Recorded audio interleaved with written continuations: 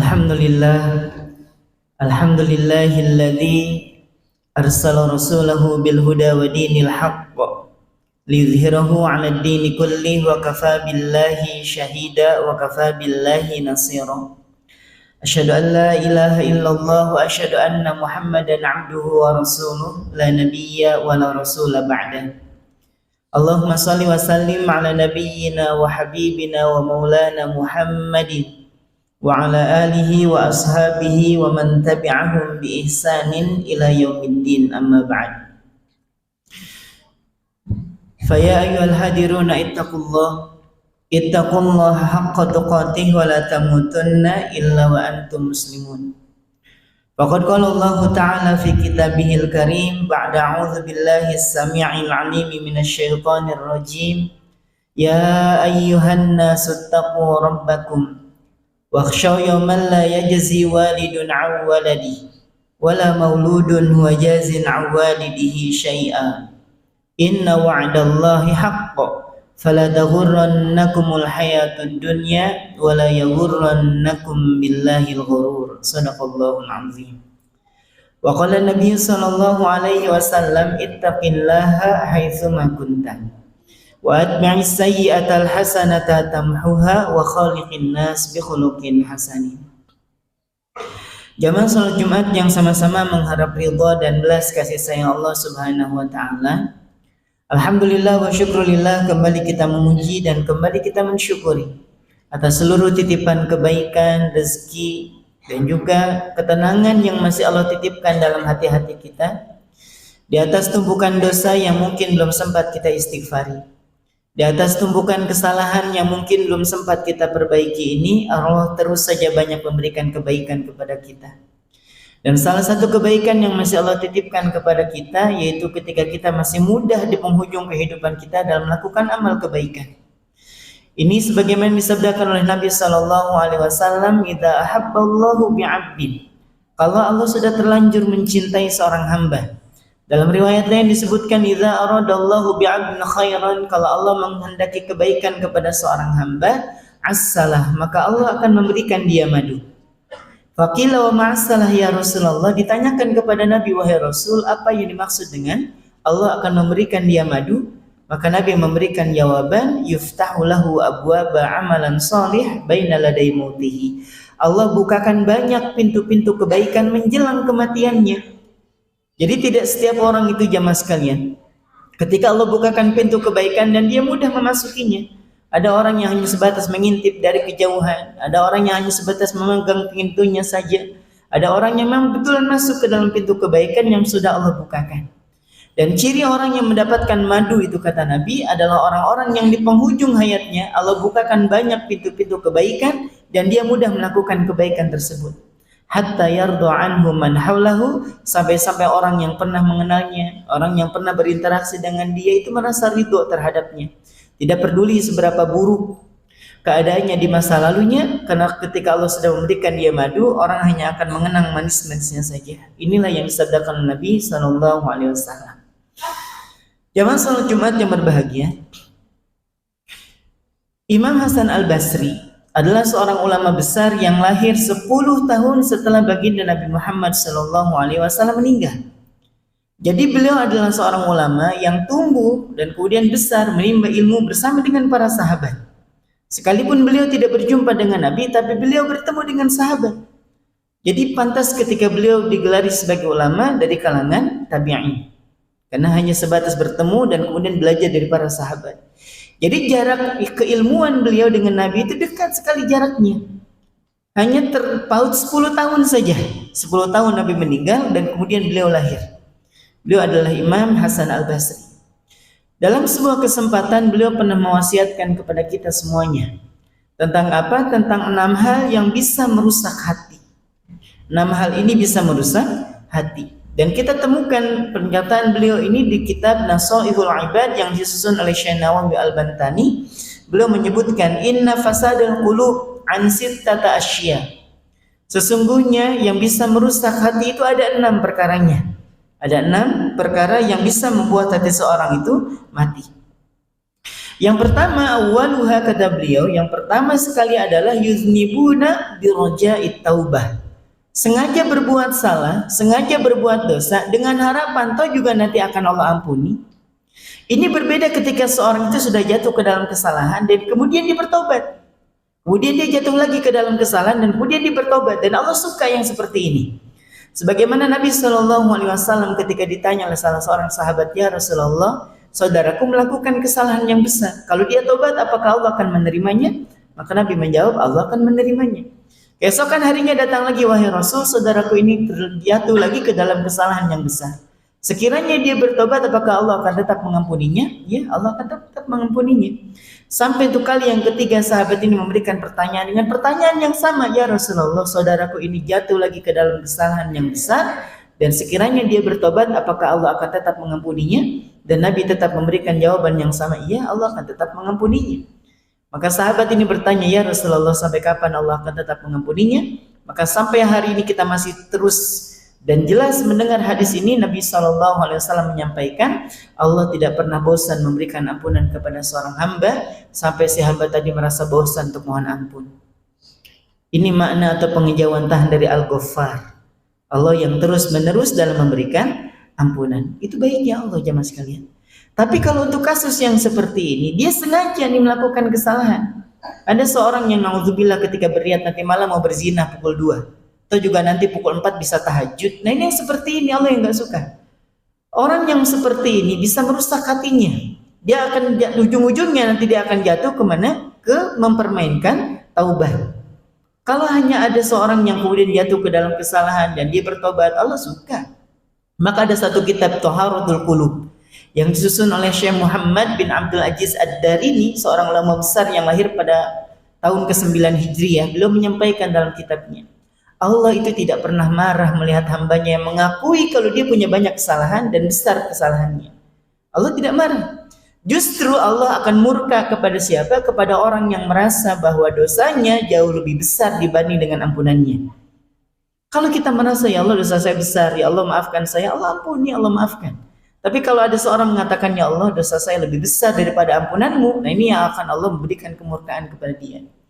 Jamaah sekalian dirahmati Allah, kalau ada seorang yang sengaja berbuat kesalahan, sengaja dia berbuat dosa, atau juga nanti Allah akan memaafkan. Ini yang seperti ini namanya mempermainkan taubat, dan ini bisa merusak hati seseorang. Yang kedua kata beliau, wa yata'allamuna al-'ilma wa la ya'malun, yaitu orang-orang yang sengaja mempelajari ilmunya banyak tapi tidak diamalkan. Ada pepatah Arab mengatakan, al-'ilmu bila amalin kasyajari bila samarin. Pohon tanpa buah itu, ilmu tanpa amal itu tak ubahnya seperti pohon yang tak memiliki buah. Tapi apakah tidak memiliki manfaat? Manfaat. Sekalipun pohon itu tidak memiliki buah, paling tidak orang bisa bernaung di bawahnya.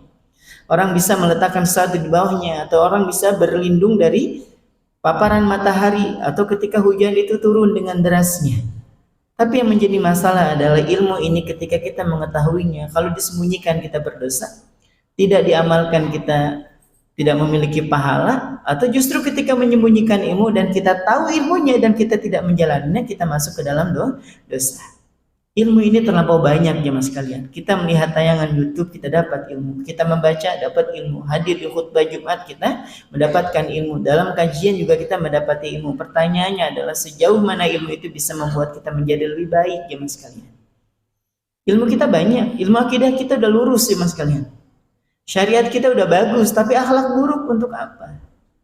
Ketika Nabi SAW dilaporkan tentang keadaan tetangganya, tetangga seorang sahabat bertanya, ya Rasulullah, aku punya tetangga yang dia rajin baca Quran, rajin puasa, rajin sedekah, aku juga sering mendengar dia biasa qiyamul lail.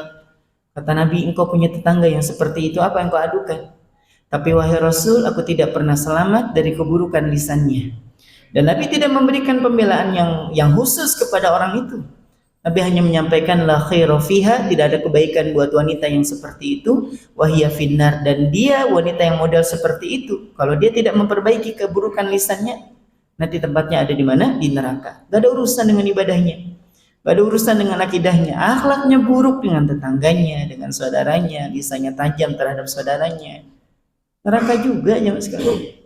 Jadi ilmu ini bukan hanya sebatas memperbanyak ilmu, tapi kita belajar untuk apa? Mengamalkannya. Dan ini yang bisa merusak hati seseorang manakala ketika dia mempelajari ilmu tapi tidak mau mengamalkannya. Kemudian yang ketiga, jemaah sekalian, yang disampaikan oleh Imam Hasan Al-Basri yang bisa merusak hati itu adalah wa idza amilu la yakhlisun. Kalaupun ternyata melakukan amal dengan ilmunya, dia tidak ikhlas. Ada. Sebagaimana Nabi Shallallahu Alaihi Wasallam pernah mengingatkan tentang keadaan orang-orang yang amalnya banyak tapi tidak memiliki nilai, yaitu bermasalah pada apa? Bermasalah pada niatannya. Ada seorang ulama berkisah tentang apa? Tentang keadaan seseorang itu nanti di akhirat. Orang ini terkaget-kaget dengan apa? Dengan pahalanya yang banyak, padahal perbuatannya itu kecil, sedikit. Dan ketika ditanyakan ini amal dari mana? Amal yang sederhana. Tapi niatannya baik, maka Allah ganti dengan yang jauh lebih baik. Tapi ada orang yang juga merasakan kaget yang sama ketika dia merasa bahwa amalnya sudah besar, tapi ternyata tidak memiliki nilai, ataupun sekalipun memiliki nilai, kecil nilainya. Masalahnya di mana? Di niat. Kita sudah hafal betul tentang hadis ini, innamal a'malu binniyat. Segala sesuatu itu bermula dari niatannya. Sebaik apapun amalnya, kalau niatannya bermasalah, kecil bahkan tidak memiliki nilai, tapi sekecil apapun amalnya, ketika dilakukan dengan niatan yang baik, orang yang seperti ini akan mendapatkan kebaikan yang banyak. Ini yang ketiga. Yang keempat, kemudian beliau melanjutkan, wa yaquluna rizqallahi wa la yashkurun. Mereka itu gemar sekali mempergunakan rezeki dari Allah, memakan rezeki-rezekinya Allah, tapi tidak mau bersyukur. Masih ingat apa yang disampaikan oleh Imam Al-Ghazali berkenaan dengan masalah syukur ini? Syukur itu mempergunakan seluruh fasilitas kebaikan dalam rangka melakukan ketaatan. Ini wujud syukur. Allah kasih lisan, kita gunakan untuk mengucapkan yang baik, baca Al-Quran, memberikan nasihat yang baik, berbicara dengan bahasa yang baik. Allah titipi kita kedua mata yang dengannya kita bisa melihat. Cara bersyukurnya melihat yang baik. Allah hari ini masih memberikan kesempatan hidup kepada kita, maka isi dengan kebaikan itu juga adalah wujud rasa syukur. Termasuk amal ibadah yang kita lakukan, menunaikan kewajiban juga adalah wujud syukur kita kepada Allah. Dan ada orang-orang, kata beliau, yang pandai sekali dia mempergunakan rezeki dari Allah tapi tidak mau bersyukur. Dan disambung oleh beliau, wa may yarduna bi qismatillah, dan enggak ridho kalau Allah sudah memberikan bagian-bagian itu kepada yang lain. Dia mengharapkan A, tapi ternyata yang diharapkan jatuhnya ke yang lain. Dan dia merasa tidak ridho, merasa tidak adil, Allah tidak adil dalam memberikan rezeki, pembagian dan seterusnya. Padahal Allah Subhanahu wa taala menyampaikan dalam hadis qudsi, Allah berfirman, "Man lam yasbir ala balai wa lam yashkur ala na'mai." Sesiapa saja yang tidak mau bersyukur atas nikmat-nikmatku dan tidak mau bersabar atas bala atau ujian yang aku titipkan padanya, falyakhruj min tahti samai, silahkan saja keluar dari kolong langitku, kata Allah. Wal yatlub rabban siwaya, dan silahkan cari Tuhan selain aku.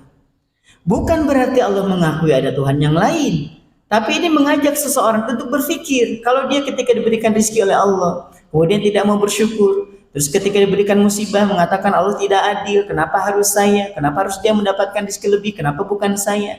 Kata Allah, silahkan keluar saja dari kolong langitku. Kalau nggak mau diatur, keluar saja dari kolong langitku, kata Allah.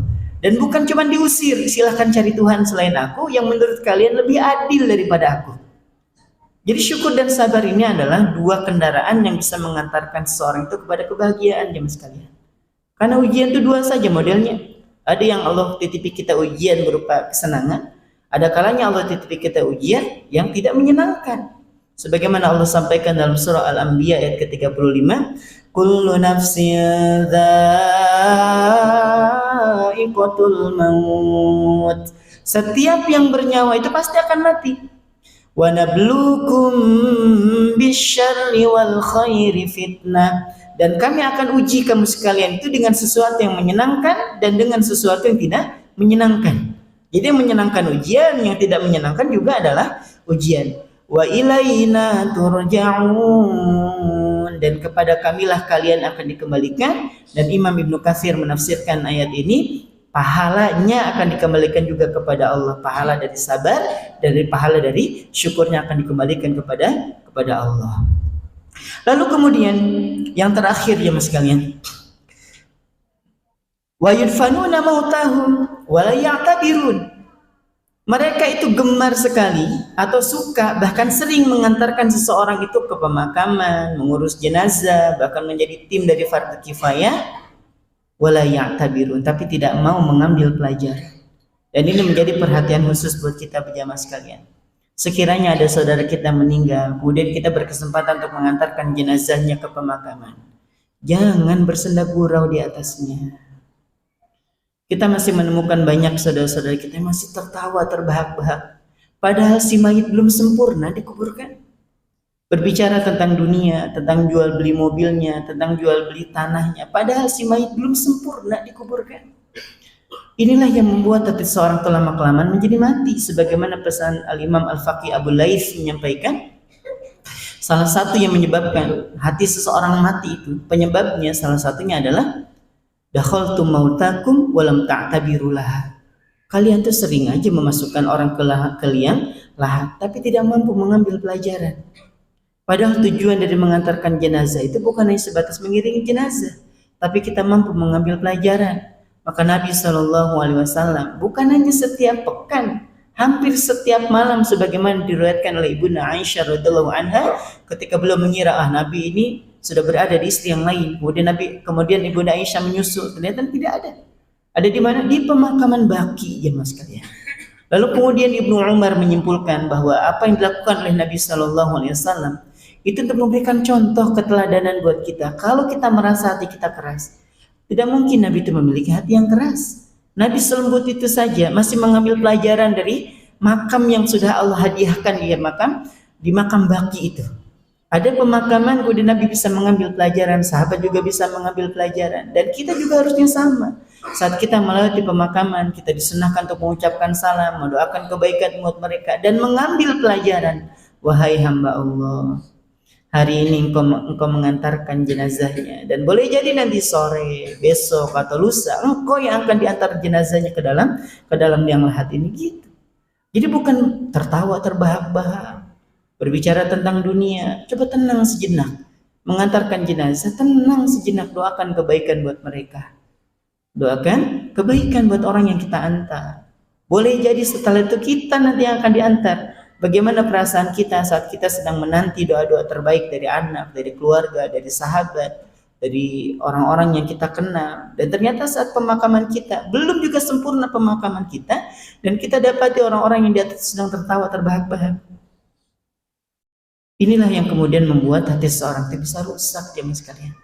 Jadi beliau menyampaikan, kalian terbiasa aja memasukkan jenazah ke dalam liang lahat, tapi tidak sanggup atau belum mampu untuk mengambil pelajaran. Barakallahu li wa lakum fil Qur'anil azim wa nafa'ani wa iyyakum bima fihi minal ayati wa dzikril hakim. Wa taqabbalallahu minna wa minkum tilawatahu innahu huwas samiul alim. Fastaghfiruhu innahu huwal ghafurur rahim.